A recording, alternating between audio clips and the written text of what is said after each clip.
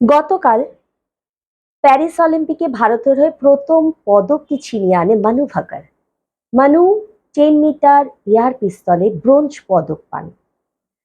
এই মানু ভাকার হরিয়ানার ঝরঝরে জন্মগ্রহণ করেন এবং প্রথম দিকে টেবিল টেনিস, বক্সিং ইত্যাদি অনেক খেলা ওর ভালো লাগতো।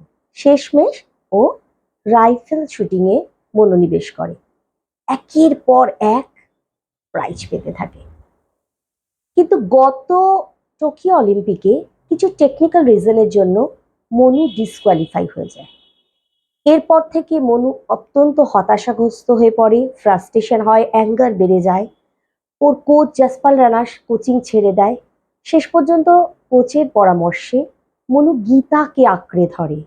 গীতার সেই যে শাশ্বত বাণী, কিভাবে তুমি তোমার ইমোশন কন্ট্রোল করবে, তোমার কাজ করে যাও, ফলের কথা ভেবো না, এইটা সে অক্ষরে অক্ষরে পালন করে। কালকে একটি প্রেস কনফারেন্সে মনু জানায়, রাইফেল শুটিং এর ফাইনালে ঠিক ওইটাই সে মনে করেছিল, তুমি তোমার কাজ করে যাও, তোমার আউটকাম ভেবো না। মনুর জন্য দেশবাসীর পক্ষ থেকে অনেক শুভেচ্ছা ও শুভকামনা।